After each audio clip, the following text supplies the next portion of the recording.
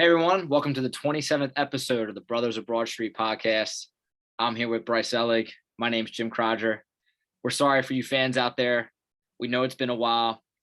We've been busy with schoolwork and traveling and all sorts of things. Just our schedules haven't really lined up, but like we always talk about, we will be pumping out these episodes more in the near future.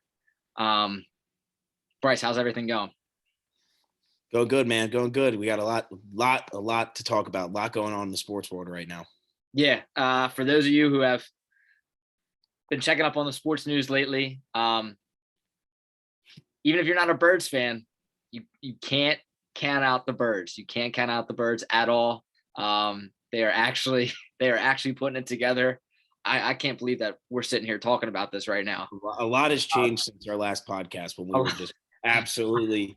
I mean, we were just not being even a little bit friendly about how we felt. A lot has changed. Last night, Justin Herbert had a big day for the Chargers as they beat the Steelers. That was a great game. That was a great game, yeah. That was a great game. And then if you want to talk about basketball, we're gonna get into it. You know, he's been my man for a while, LeBron James, but I'm not so sure about what happened last night in Detroit. That was crazy.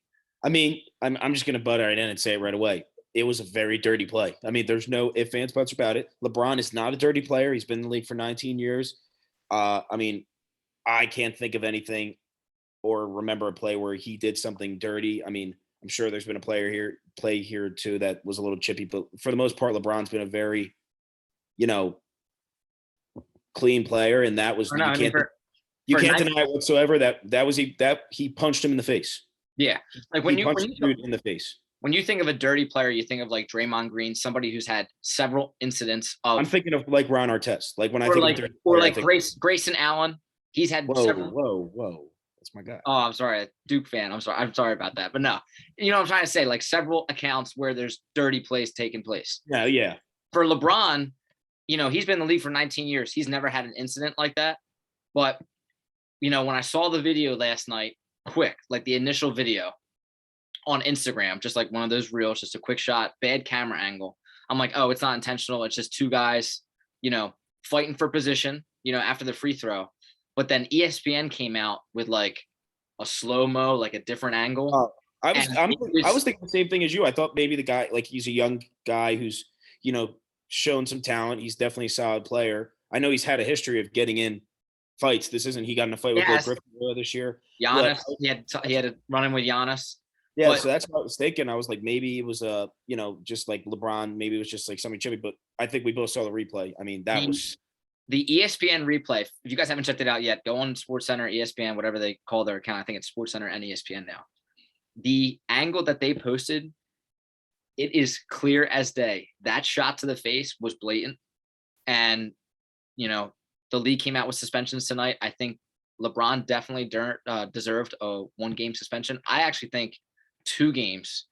I was going to say the same thing. And I think Stewart should have got 3. Because, like, listen, it's those types of reactions. Like, I get it. Like, if you get punched in the face, you're going to be pissed off. That's just who wouldn't. I mean, there was some blood.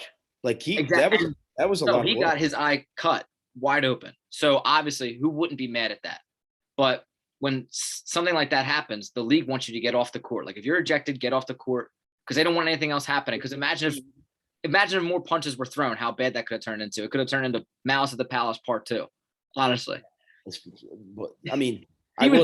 He was running people over. I was going to say the craziest part about that fight was and I'll state here today, Isaiah Stewart running over about 9 to 10 people. I don't care if they're our size, was the most impressive thing I've seen an athlete do in a long time. I mean, he was just, I was thinking to myself in my head, I'm like, I think an NFL team might give him a call. I mean, he just ran that was the most insane. Was that not the craziest thing? I was talking to one of my buddies about it. We could not believe what he was doing. He just went. Oh, the coaching staff, and I don't care what anybody says. LeBron, Russell Westbrook, they were sitting there. They were terrified when they saw him running through, just running over everybody. I would be terrified.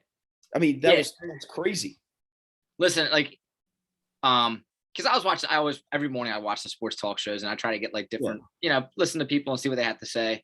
On Undisputed, That's my favorite show. I was listening to Skip Bayless talk, and obviously he's always against LeBron in anything.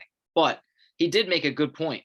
You know, when you watch the video, given the Lakers, they were down, I think, about 13 points, 14 points. Obviously, a lot of frustrations building. They haven't had a good season at all this year. I think they're 8-9 or 9-9 now. They're doing pretty bad. Like they're having a pretty they haven't been able to gel yet.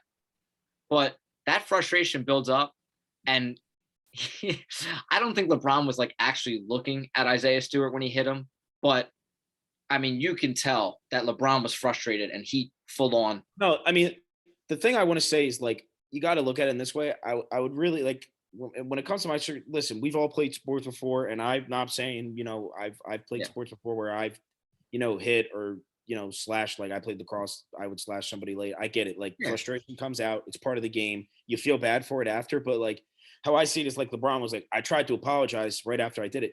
You just punched him in the face. Like that was not that. That was not that one. Yeah. Like no one's just gonna be like, he's bleeding. You just cut him. He's not gonna be like, oh, it's okay, LeBron. It was immediate punch in the face, and then he immediately apologized right after because I think it registered like I just punched somebody in the face. You know what I mean? Yeah, that's what I say. Like, listen, I mean, you know me. I definitely am not the biggest LeBron fan. I've made that very clear over the years. But I'm never going to be someone that bashes him over. I mean, LeBron's usually always done the right thing when it comes to being a professional. And he made a mistake. He's been in the league for 19 years. It's going to happen. You're going to get frustrated. I get it. I think that was not just the game. I think it wasn't Isaiah. Obviously they might have been chirping. They might have been saying some things, but I think that was more all the buildup of how this season hasn't worked out. I don't think he loves playing with Westbrook so far.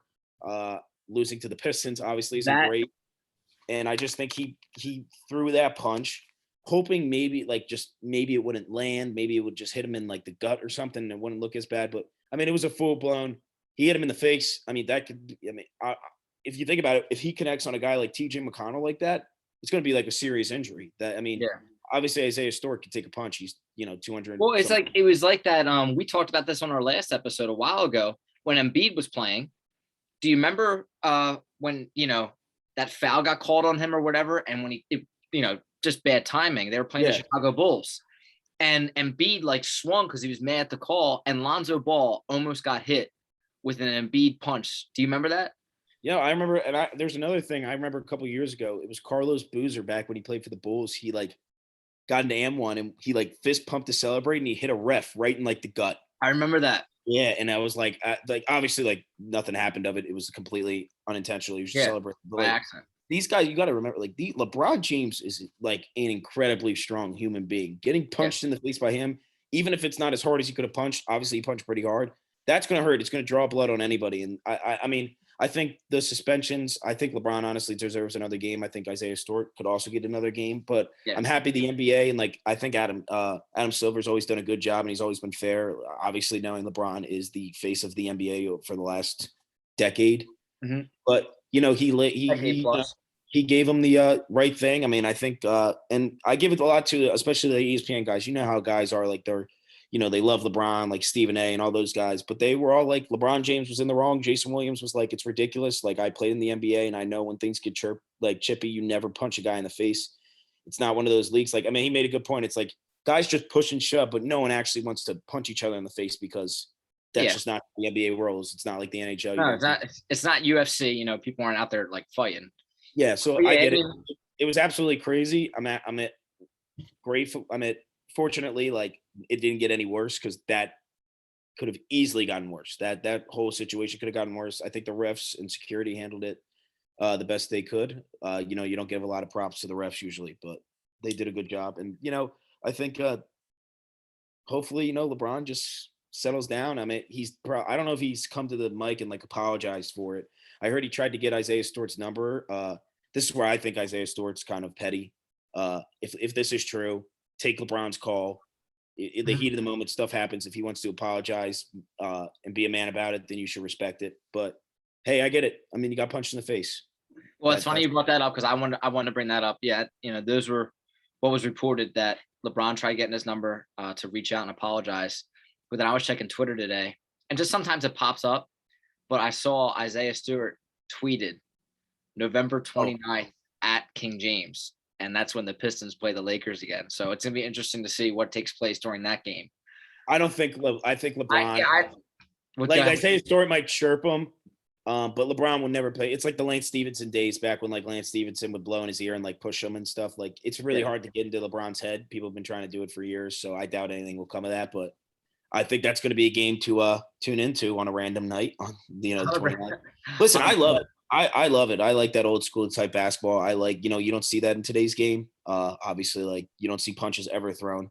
Obviously, it wasn't like a punch, but it was punch. And it's just crazy because out of all the guys in the league, LeBron's got to be the last person that I would think would throw a punch. Yeah. But and LeBron knows that. He plays for the biggest team in the whole entire world. He's the the number one player in the world. When he makes a mistake, it's going to be publicized.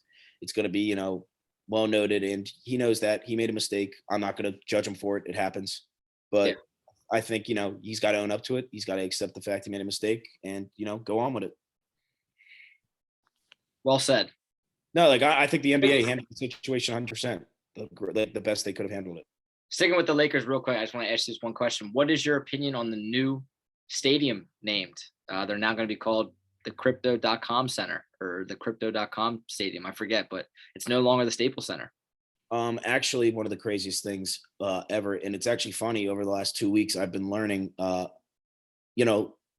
Obviously, this is off of our podcast, but I thought it kind of more of a coincidence is that I've been trying to kind of learn how the crypto market works, because over the last couple of years, it was one of those things where I was like, I didn't pay any minds to it because I just didn't really understand it.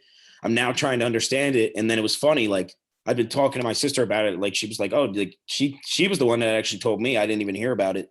And she was like, did you hear about the Lakers? And I was like, no, like what happened? I was thinking maybe something happened to like a player or something. And she was like, they're renaming the stadium. And I was like, I thought it was kind of crazy because it's not like it's the Bucs Stadium. It's the Staples Center. It's one of the biggest stadiums in the world. She was like, they're changing it to naming it after like the crypto something. And I thought it was just a wild coincidence. And it's just funny. But no, I definitely, I think it's a really, really, really, really, what did you say? Sorry. No, you go. Finish your thought, and then I'll continue. I think it's, I mean, I don't really, honestly, and if I'm just being flat out honest, I don't really care.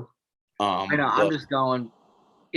I just think it's crazy. Like I honestly, I can willingly say if like they changed Wells Fargo Stadium, I'd be upset. I'd be like, I don't want the name change. Same with the Lincoln Financial Field or Citizens Bank. I wouldn't want any of the names changed. But no, that's crazy. So what do you think? It's funny because a couple weeks ago, I was talking to somebody and they brought up how a lot of European soccer players are now asking for their money in cryptocurrency. And I'm like, wow, because people have been doing it for years now. But I'm like, wow, that's really interesting. And then with what came out with the Lakers changing their name, and I don't know if you heard today, Odell Beckham Jr., he's actually taking the money from the Rams, like his Rams salary.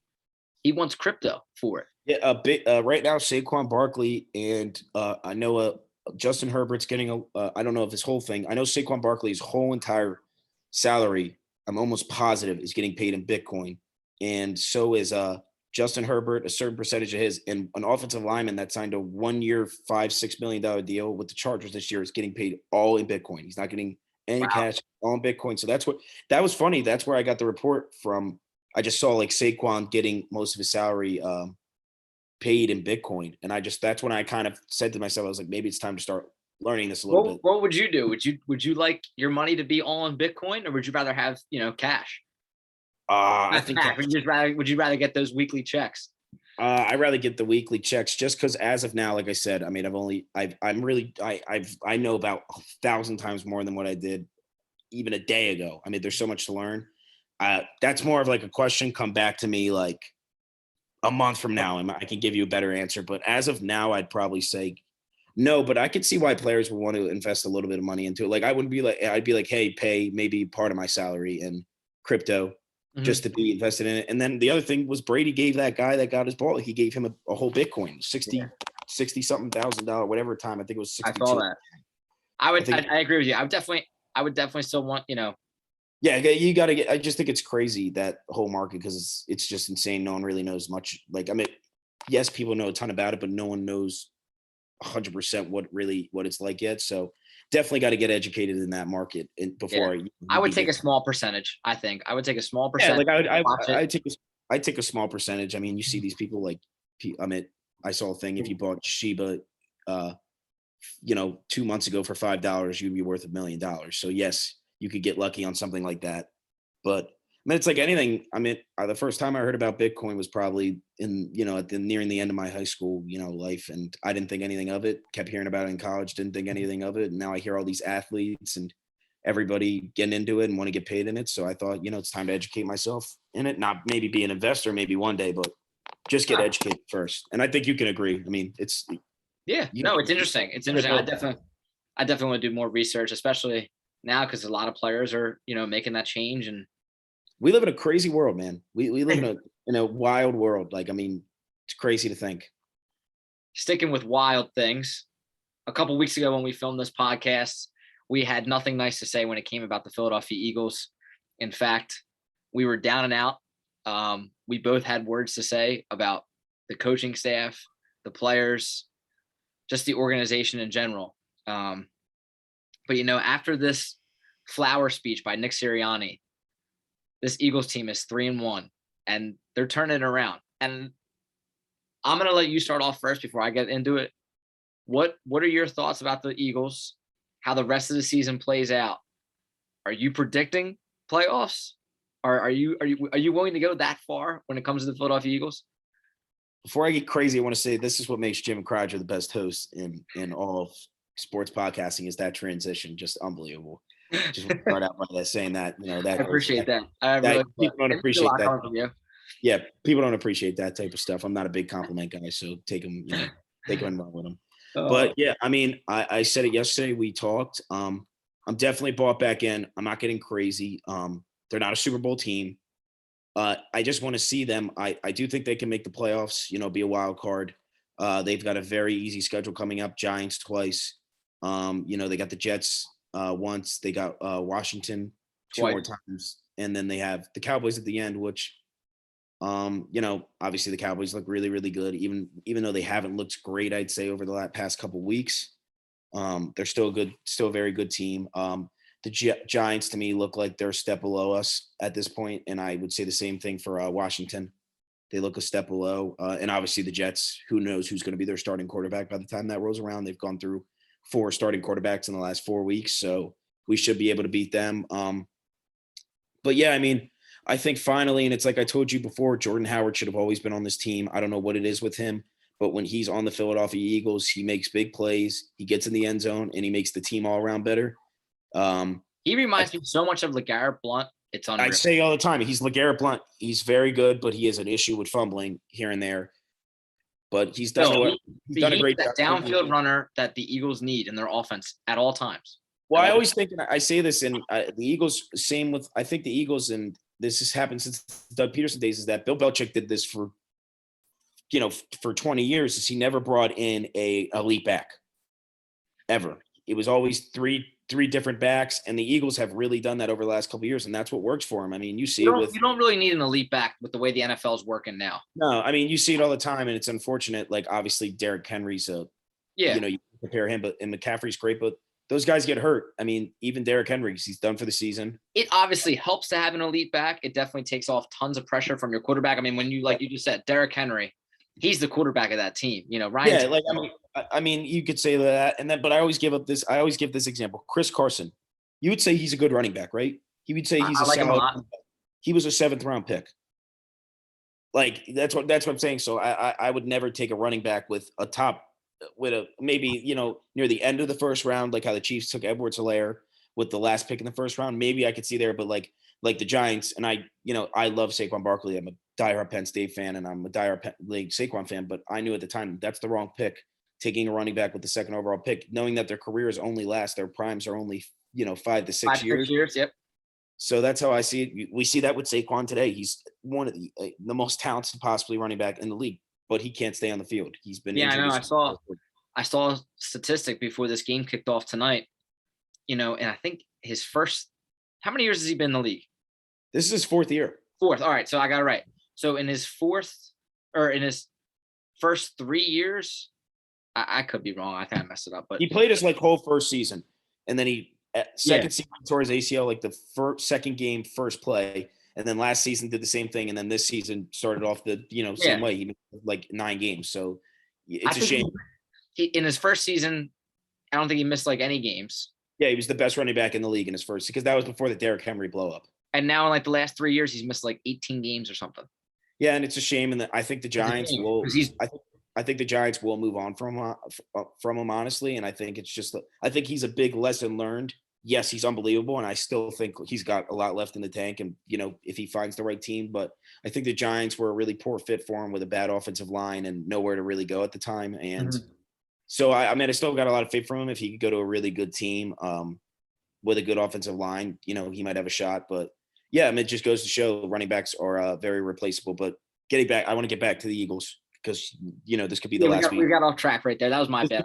I should have. No, that's not your bad. It's just that's my take on it. I always say that running backs are replaceable. So, but that's what I respect about the Eagles is that we got guys like, we got Boston Scott, who's much different compared to Miles Sanders, who's much different compared to Jordan Howard. They're all different types of running backs. It was the same tandem, Corey Clement, J.J. LeGarrette Blount, that won us a Super Bowl. Even mixed in some Kenny Barner back, he was still on the team. And obviously Hurts' running ability is special, even though his arm is still obviously very shaky. We can agree, but the guy is special on his feet. There's no doubt whatsoever. Every play is electric.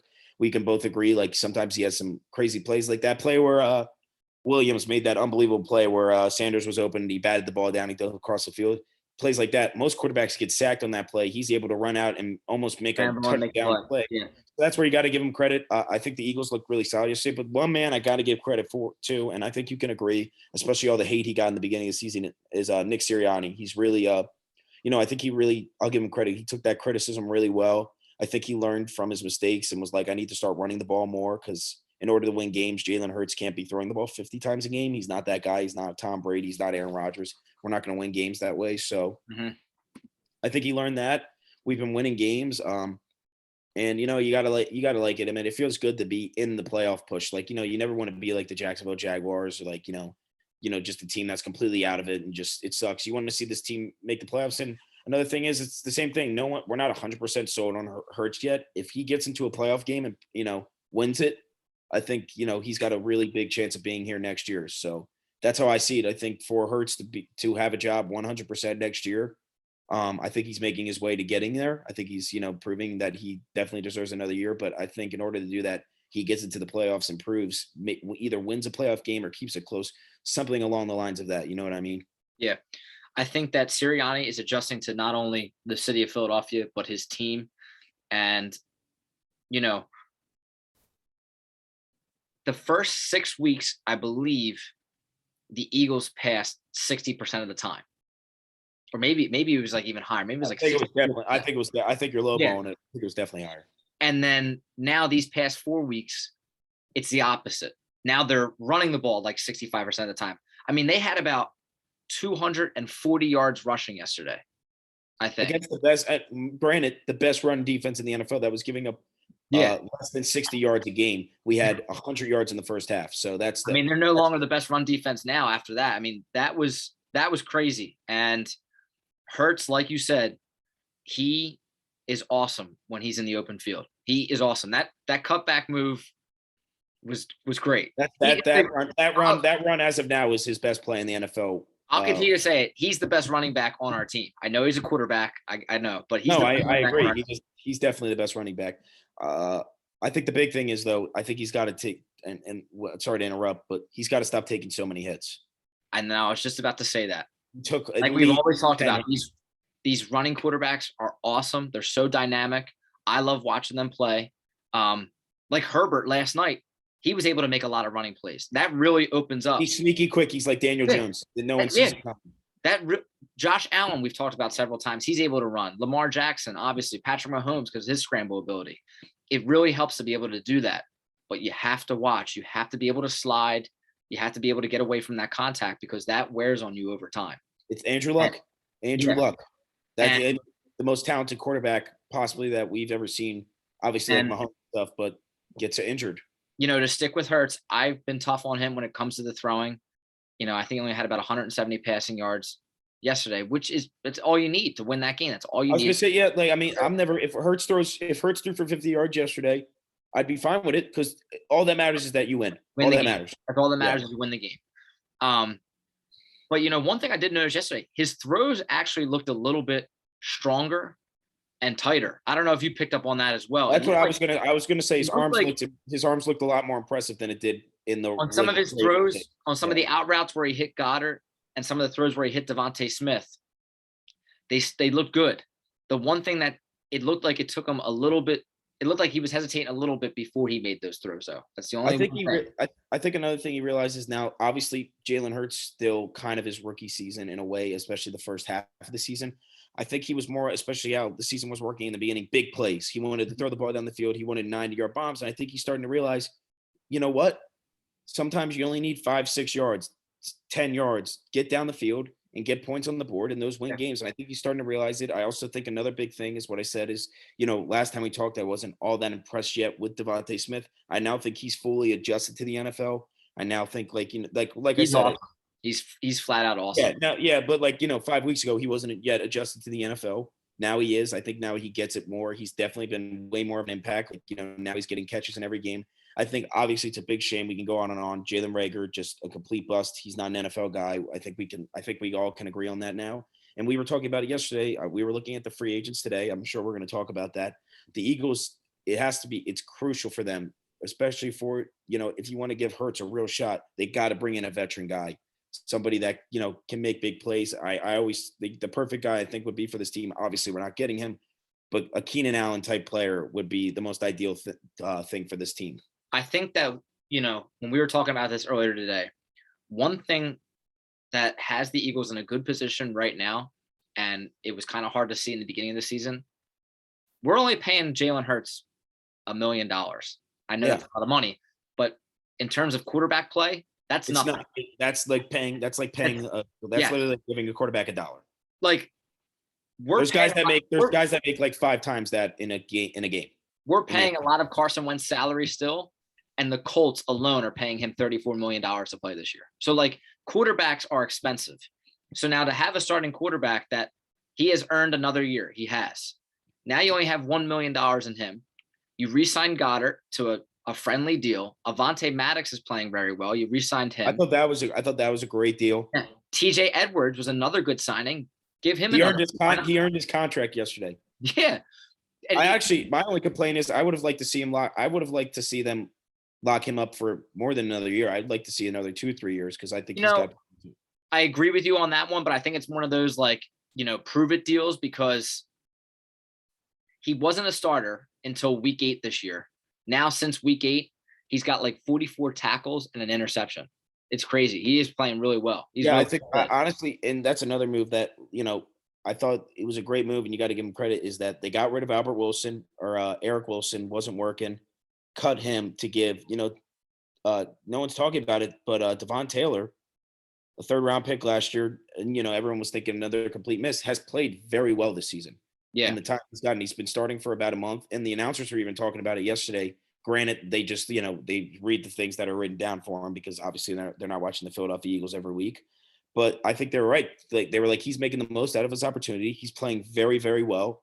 And that's another thing. I think the linebacker, obviously the linebacking in Philadelphia the last couple of years has been horrible. Obviously, Alex Singleton is still one of our starting linebackers. I'm not saying he's bad, but you could have better. You could have better linebackers. You could have much better. He was in the Canadian Football League before he was in the NFL. So that says a lot.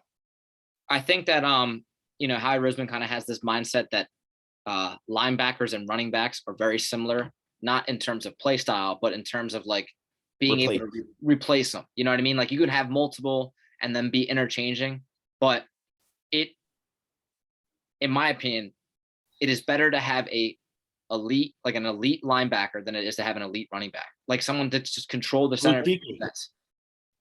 Like a Luke Kuechly, Levante David, all these stud linebackers are huge. Yeah. Because I think that's the big thing with the NFL is a lot of times stats lies that you get guys that, Eric Wilson was an NFL free agent, got signed by the Eagles very last minute. He had 100 tackles last season. Mm-hmm. He was a 100 tackle guy last season. So that's where I think tackles can be a little bit of a misleading stat. Yeah. You need a guy linebackers, they're telling. If you hit on a nice linebacker, they're good to have. Look at the Cowboys. Micah Parsons is already a stud in the NFL. He's awesome. He's flat out awesome. And I think another big thing, and I want to mention, and I know this might sound a little bit crazy, whatever this and that, and people forget, but it's very similar. When the Eagles struggled for that year in the offseason, they extended all their big guys. Jenkins got the extension. Lane Johnson got the extension. Those type of guys got the extension. And I kind of see a similar thing. The Eagles are extending young talent, people that they think are going to be around for the next 5, 10 years. They give a deal to Melodic. He's looked absolutely great. An absolute steal of a draft pick. We get a left tackle of the future and at the very end of a 7th round. Got to give Howie Roseman props there. I know we're all against him. I know we all hate him, but give him some props there. I mean, extending Goddard on a relatively friendly deal for, I think everyone can agree, a top 5 tight end if he can stay healthy. I don't think that's crazy to say. And I think Avonte Maddox, it was a prove it year for him, and he did nothing but prove it. He's played absolutely phenomenal. He's taken a step up. They're making a lot of good moves, and they're not breaking the bank to bring these guys back. They're developing a strong core for this team. Listen, I love Keenan Allen. It seems like that guy never drops a pass. But I have him in fantasy. He catches, I'm not kidding, 9 or 10 catches a game for like 100 yards every single week for the last 6 weeks. But at the same time, I'm not sure that I would spend because he's going to ask for big money. And I'm not saying like, no, Keenan Allen's not a free agent, but I'm saying like if we could get a guy that's a good, like a type. Yeah. I'm saying like a type of that guy, like they would ask for big money. But like we talked earlier today, going back to that 2017 year, we brought in Alshon Jeffrey on a 1-year deal, prove it. And then we ended up extending him, obviously, after he performed really well. But we also brought in another veteran wide receiver in Torrey Smith. In my opinion, you have your number 1 guy in Devontae Smith now. He's proven that. He's going to be a good wide receiver for these next couple of years. And him and Hurts, their connection is very solid. It's special. I would go sign Allen Robinson to a cheap deal, and I would sign Emmanuel Sanders to a cheap deal. Those wide receivers with Devontae Smith, and then Miles Sanders as your running back, that's a great offense. And I'll give another thing is, like, I know I am a Howie Roseman guy, and I will defend him when I can. But another thing is, like, I mean, Howie Roseman wasn't scared to sign a free agent wide receiver for big money this offseason. They offered Juju a huge deal. He declined, put faith in himself. But he probably really regrets that right now. He's definitely not going to get paid like he was before. It's a shame. But yeah. I think the Eagles are definitely willing. They're going to have some money this offseason. I think they're definitely willing to spend on a wide receiver. I'd love to bring in Allen Robinson, but a guy I'd really love to bring in, and I know he's not as proven, of a wide receiver, but I've always been very high on him. And we talked about it today. Michael Gallup's a free agent. And you know what? Go ahead. I feel like he's been, he's right at the prime he'll be right at the prime. And I feel like anyone that's watched the Cowboys over the last couple of years, which it's hard not to watch the Cowboys. They play a lot of primetime games, and, there's just the team to watch.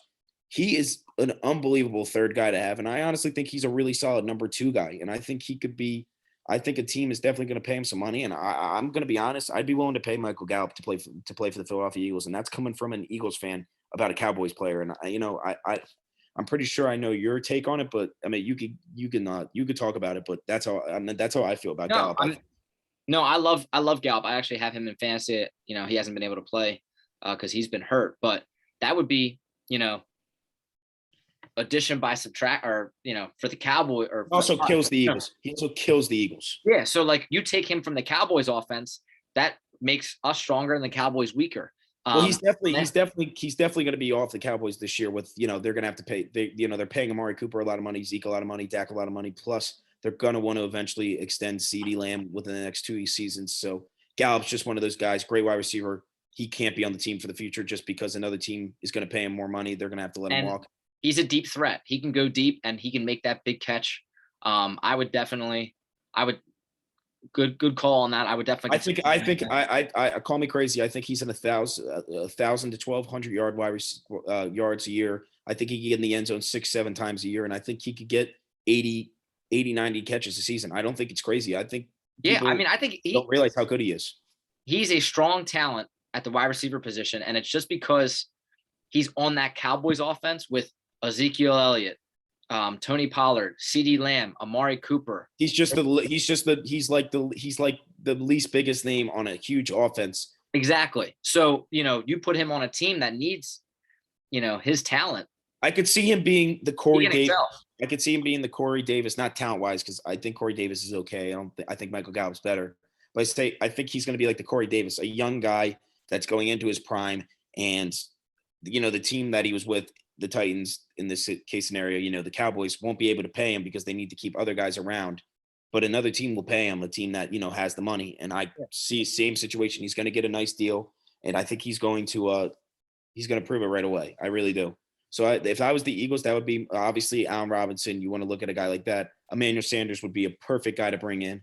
Veteran guy. He's played in a ton of big games, couple Super Bowl.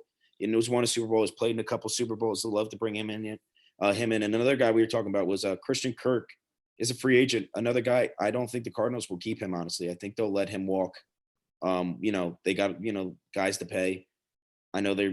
I don't think they're. I think their salary cap's probably pretty high with J.J. Watt on it, and Kyler Murray's getting paid, Hopkins is getting paid. I could see them making him walk. That's a guy I would, a deep threat that could be big for the Eagles. He hasn't been able to stay too healthy over the last year, but I think that's another name. It's just not big. That's the issue. The wide receiver class we saw today is not ideal.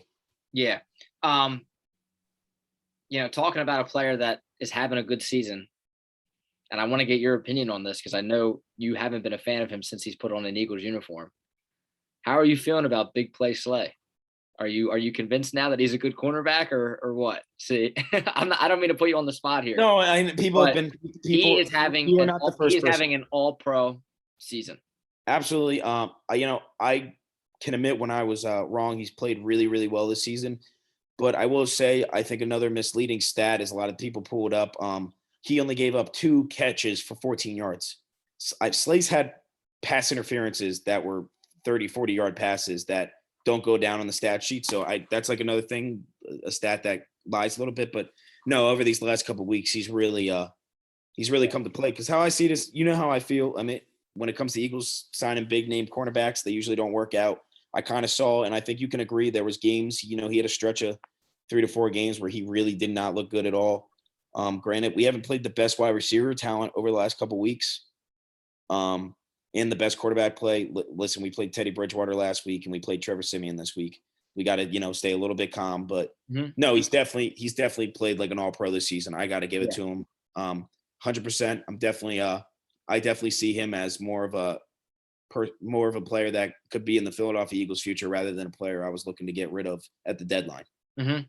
Yeah. I can admit when I'm wrong. I can admit. No, yeah, I just want to get because he had a. But I'm not completely. I'm being honest. I'm not completely sold on him. Like Okay. we haven't played the best talent. I don't know how you feel on the matter, but that's just how I see it. My opinion would more change if we played Green Bay and he plays Devontae Adams and he holds him to like 50 yards and no touchdowns. That would change. Like Gordon. You look at not Gordon Ramsay, not the cook. Jalen Ramsey. He shuts down wide receivers, all pro wide receivers against all pro quarterbacks, and Darius Slay's getting paid like him. So that's how I see it. But no, he's definitely had a nice little stretch. I'll give him credit where it's due. No, yeah, I just want to get your opinion on him. I've been getting called out for it. Yeah. No, I want to get your honest opinion, seriously, because he made a big play yesterday. I know he got hurt. Well, that's what I have a follow-up question for you. Obviously, with me, I've been more of a supporter when it comes to Jalen Hurts over you. Yes, I know what I said. Over a couple weeks ago. How do you feel about Jalen Hurts? Possibly now as the franchise quarterback, as of right now. Like I said, as of right now, he has earned himself another year as the starting quarterback. He has won that. But at the same time, this offseason, I think the Eagles team as a whole has showed that, we still got some talent. We still got some players, and, we can make a couple of things happen. Listen, if there's an offer on the table for a guy like Russell Wilson, you have to make the deal. You have to make the deal. I don't care if it costs the 2-3 first-round picks, Jalen Hurts, and Miles Sanders. Well, I can confirm that to you right now. Russell Wilson will not be in Seattle next season. They're struggling over there. Pete Carroll won't be in Seattle next season. Yeah, Pete Carroll's NFL. They're gonna blow that thing up. Yeah, that team's getting blown. So, if there's an offer on the table for a guy like Rodgers, Russell Wilson, you can't blink. You have to make that deal.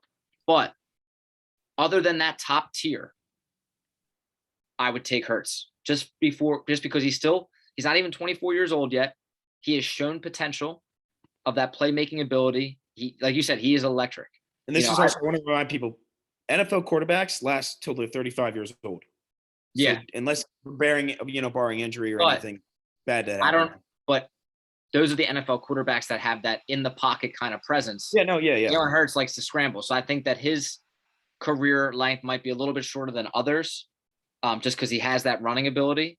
But listen, he's given himself another year. It's hard, but I will say the big question is it's hard not to love him. It is like I can't. said, There's not a single person, even if you're a diehard Cowboys fan, Washington fan or Giants fan. It's hard to say you don't love Jalen Hurts. I mean, it's just hard to say it. Listen, like I said, I've always loved his leadership, his work ethic. I just think that we're gonna come, like when the games, are a little bit more, like when they're closer, when they're tighter, more pressure's on, and we need him to make the throws. To like 2-minute drill, you need to drive us down the field. You're not going to be able to do that running every single play. You're going to need to make those throws. And I still am a little bit nervous. Listen, like you just said, with the rest of our schedule, I think the Eagles have a legitimate shot now of making the playoffs. I didn't think this in the beginning of the season, but when you look at the I didn't think this 2 weeks ago. When you look at the Giants for 2 games, the Redskins for 2 games, the Cowboys is the last game of the season. We all expect them to make the playoffs, so they're not going to be playing their starters. You know what I mean? So they're going to have all their. I mean, if the Eagles can't beat the Giants twice, Washington twice, and the Jets once, they don't deserve to make the playoffs. Exactly. That's where you got to also say, like, I mean, if Jalen Hurts has an opportunity to prove himself, Nick Sirianni has an opportunity to prove himself. This might be the no one's saying this team's winning the Super Bowl, but I think it would be very big if we could see Jalen Hurts play in a playoff game. I think that would be very big. And it wouldn't only be big for Jalen Hurts and, whoever. But even if you make the playoffs with so much money and all this draft capital, there are so many possibilities this offseason. Big-time free agents are going to want to come play. Like, oh, that's a young team. Let me take maybe $5 million less to go play with those young guys and have an opportunity to win in a weak division. What do you got to say? No, I wanted to say I you can continue, but I have like a funny thing to say after. But keep going. No, go for it. I wanted to say I honestly could say I was really bought back into the Eagles last week. I'll be honest, when Big Cat posted his annual power ranking of teams below 500, the Eagles, he ranked them the best number team one below 500. And I'm not gonna lie, that got me really excited about this week. And even them winning, they're definitely still. I can willingly say out of all the teams that are below 500. I don't think the Colts are below 500 anymore. Let me ask you. Yeah. So I'd say the Eagles are definitely the best team below 500 as of now. I would say definitely. Well, just sticking with the NFC, let me ask you a quick question. Out of these 4 teams, who do you think has the best chance to make the playoffs? The San Francisco 49ers, the Minnesota Vikings, the Philadelphia Eagles, or the Carolina Panthers? Who are you taking right now with the best odds? I'll tell you what this, and obviously, Bryce, you're so biased. Oh my God, you're so biased. But I'm taking the Eagles just because, one, the 49ers are so hot and cold. Jimmy Garoppolo, one game is solid, next game is terrible. The Vikings, I'm not even getting into that. Same thing with them every single season. They win like these big games and then they end up losing to like the Jets. They're just, you can't trust Kirk Cousins at your quarterback. You don't know what quarterback you're getting. You're either getting a really good one or a really bad one. And who was the other option? I'm sorry. Carolina. I'm not as you know, I am. They got Cam Newton back. I hate Cam Newton. So I think what's hard. That's a little hard. I've always hated Cam Newton. I hated him at Auburn. It's just it's just the thing with me. I'm sorry. I'm just not a Cam Newton guy. So you're might be a strong word. I'm taking the Eagles. Taking the Eagles. Wow. Because I think it's not fair because Cam Newton's he's jumping into a team not even halfway through the season at the end of a season. So I think it's going to be tough for them, especially that I think yesterday losing really hurt them. I think they had to win that game to get going. So I think they're kind of more so eliminated. I think it's going to be exciting. They're going to be a really exciting team to watch. Obviously, I think sorry to cut you off, but I think the fans might need a little Bryce's best bets on the odds for all those teams. And, if you take Philly with those odds. I think the Eagles would probably have the second best odds. I'd probably say they'd probably give the best odds to the 49ers. Yeah, I was going to say that too. Just the way the 49ers have had success over the years. I saw a thing, and I know this is a little off topic, but I wanted your opinion on it. And this is one thing I don't get. I think Shanahan's a great coach. I think at the end of the day, I think he's a great coach. I think he's bad at the big games. I think he's similar to like Kirk Cousins. I think he finds a way to lose the big games rather than win them. But I saw something and I don't get it. Like a perfect example. So they trade up and get a guy like Brandon Ayuk, and now they're just starting to finally use him. They didn't really use him at all in the beginning of the season. And they trade up in the second round to draft Trey Sermon, and he hasn't touched the field at all this season. It's just the weird moves like that I don't get about Shanahan. Why would you trade up to get Trey Sermon and then not have him touch the field at all? Yes, I get it. Maybe he's not ready yet, but it's not that hard to adjust as like an NFL running back. Yeah. You know? Yeah. I mean, just a weird thing. That's why I think the team's a little weird. I also think when you've got, at the end of the day, it's hard to be sold on a guy like Jimmy Garoppolo because you don't know what you're getting. Same thing with Kirk Cousins. I think for the most part, you know what you're getting with Jalen Hurts, a running quarterback that can make a big play here and there. He doesn't turn over the ball a lot, but he's not, going to throw a 50-yard bomb smack right on the wide receiver's hands. So yeah. I think you more so know what you're getting out of the Eagles every single week rather than like Minnesota or the 49ers or even especially Carolina with, a quarterback and still relatively new coach. Yeah. No, and I would. My thoughts. What do you think? Taking bias out of it and just looking at the strength of schedules, the Eagles have the easiest schedule the rest of the year. Yeah, that's another point I just completely forgot about. The Eagles' schedule is a joke. Yeah. So, with the way the Eagles have been playing, you have to assume that they're going to win 5 of the next 6, maybe 6. I mean, I'm not going to get too crazy. I definitely could see them. They've dominated the Giants over the last couple of years. They're going to lose. I'm telling you right now, they're going to lose one game to the Giants. I don't think the Giants. I think they'll lose to Washington because they've kind of had our number over the last couple of years. I don't know what it is. They usually get us for a game, sometimes even 2. We've had the Giants number for the last, I want to say this whole decade. We've had the Giants number, even when the Giants were a decent team and we were a bad team. We've always had their number, and I think we could beat the Giants twice. The Washington's what scares me a little bit, but the only reason why I would say the Giants over Washington is because the football team just lost Chase Young. Yeah, and they don't have Montez Sweat either. So their defense now, that defense was a complete disappointment this year. I mean, they were supposed to be the best, and they ended up being actually, I think, the worst. Which is crazy. Hopefully, they can put it back together next year. I mean, they had a good season last year. Yeah, I think it's just a shame that a hyped up team. I think they've got a great coach. I'm surprised things don't work there. They got to get a real quarterback though. Also, all right, but they need a real quarterback. Yeah, they have to make, the Fitzpatrick signing was a good signing because he's the veteran, type quarterback. Oh God, I hope he's not healthy when we play him. If we play Fitzpatrick, we're losing one of them, no doubt. His magic is going to win a couple games. He always tortures us for some reason. He always lights us up. He's my dad's all-time favorite player. Why? Because of the beard or because of his actual? No, he just thinks he's electric. He's like the guy just jumps all over the field, and he's like 40 years old. No, but it's exciting because I mean this is the first time in probably 2 seasons I've been really excited about like a young Eagles team with a lot of potential. But it's like kind of in a way I'm not saying it was one of my predictions in the season. I thought they would be like the Miami Dolphins 2 years ago and like an exciting rebuild. They win a couple games, they play better than they should. They're playing a lot better than I thought they would be at this point, especially after I think we both can agree. I was really down on them after that Raiders loss. That's when it was tough. I wasn't disappointed in them after the Chargers loss because they played really well in that game. It just came down to who was ever going to get the ball last was going to win that game. They just didn't get it last. So that's how I saw it. But hey, no, it's exciting. We just got to hope for the Giants, to beat the Giants. Jalen Hurts knows what he's got to do. That's the big thing. He knows what he's got to do if he can win out and get into the playoffs. I think it'd be hard for any Philadelphia fan not to be thinking he's the franchise guy. Mm-hmm. No, 100%. I agree with you. We were talking, free agents, off-season moves for the Philadelphia Eagles coming up at the end of this year. But now I want to switch over to the Philadelphia Phillies. We need some big off-season moves. We just had Bryce Harper named the MVP of the National League. Second time. He is the second player in MLB history to have 2 MVPs for 2 different teams before the age of 30. Do you know who the only other player was? Before the age of 30, I'm going to go with Barry Bonds, maybe? Barry No, maybe Bonds. Barry Bonds, yeah. Barry I Bonds. didn't know if he Yep. signed with the Giants after. Yep. I knew he was an MVP on the Pirates. But yeah, no, I mean, Harper's a special player, and you love to see it too, because obviously a year ago there was a lot of questions. Is he worth the money?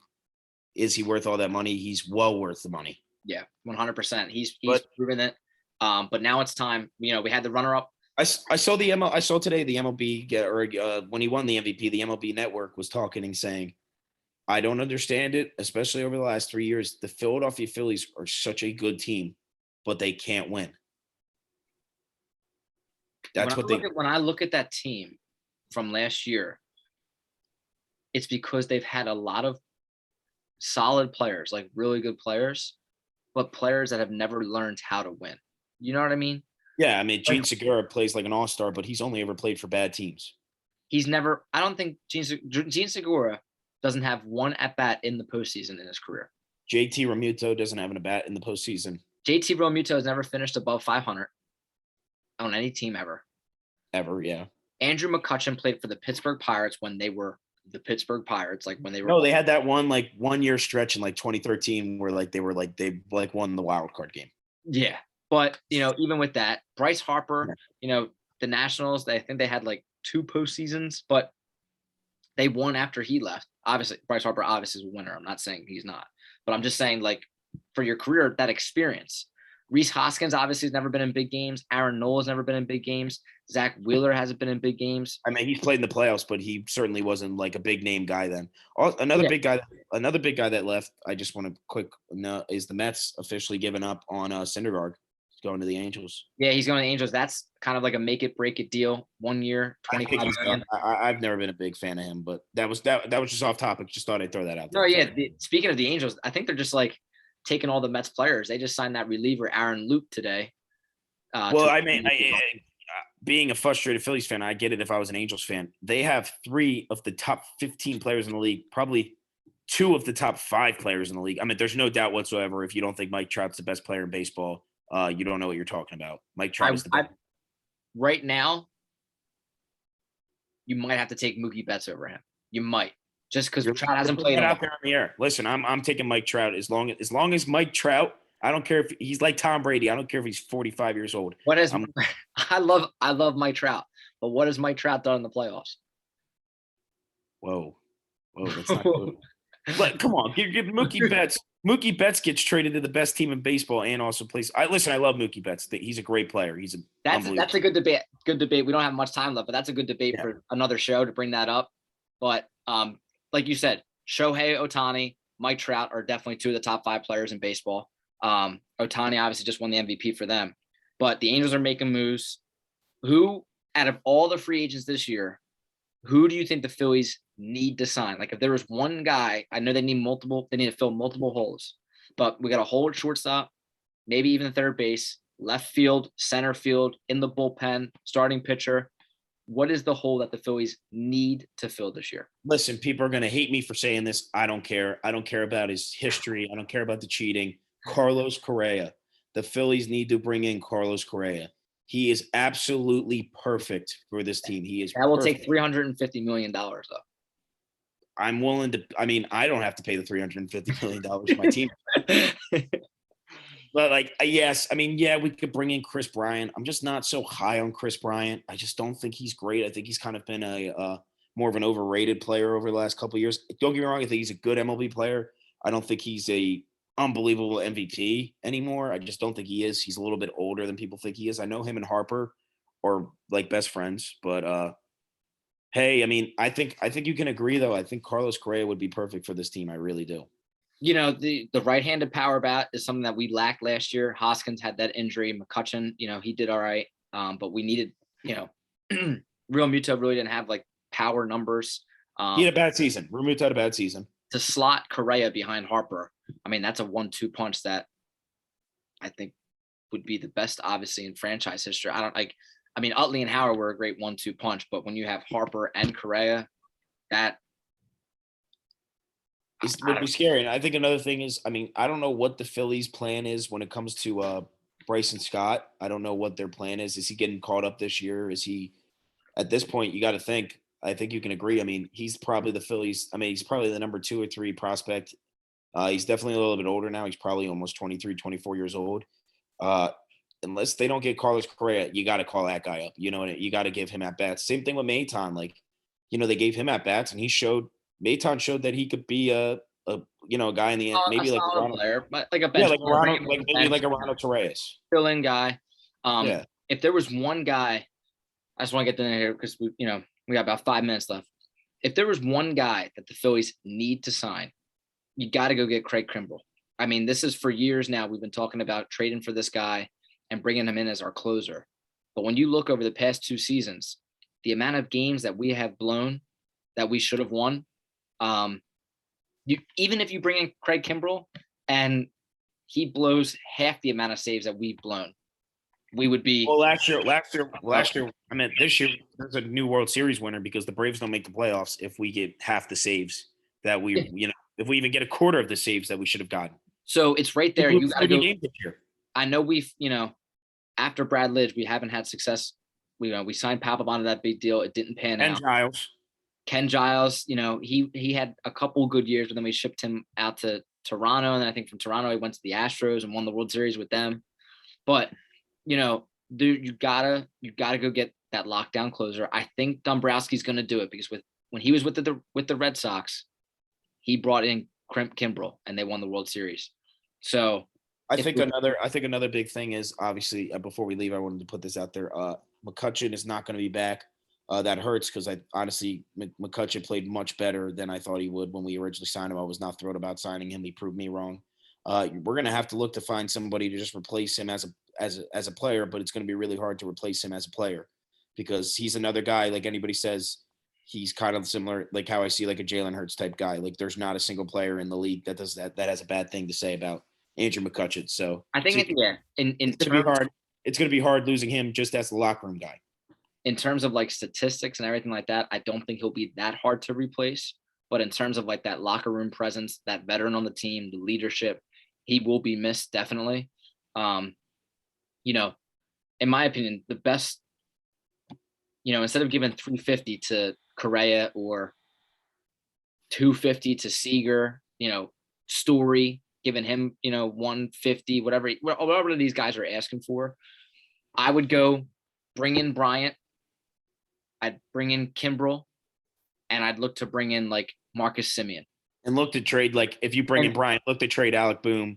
You could still definitely get some solid maybe relief pitcher for him. Definitely. If you're willing to spend that $300 million, like if you're willing just to go all out and just be aggressive and buy, which they should, because they have the runner up for the Cy Young Award who got the same amount of first place votes as the actual Cy Young. They have the MVP of the league, and they do have the best catcher, obviously having a bad season, but he's still the best catcher in the MLB. Yeah, so you got to go make, I think, 3, all those guys are not, top at their position, but you got to go get 3 solid players to fill those holes. Yeah, no doubt. And I want to talk for next episode. We got to talk some Flyers and we got to talk some Sixers. 100%. I got a lot of faith in the Flyers, but the Sixers. The only reason why I don't have that much trust in the Sixers right now is because Embiid's been out. But once he comes back, they're going to be right back in first place. Maxey, I got to give. It looks like we finally hit on a first round pick in Philadelphia. Tyrese Maxey looks great. He's awesome. He's proven me wrong. That'll do it for the 27th episode of the Brothers Broad Street podcast. Bryce, obviously, great work. And for next time, we'll talk about the Sixers. We'll talk about the Flyers. And listen, we got a big weekend coming up. It's Giants week. In other words, Boston Scott week. So we got to look out for that. I was just going to say it's Boston Scott week. So, as always, go Birds, baby. Go Birds, baby.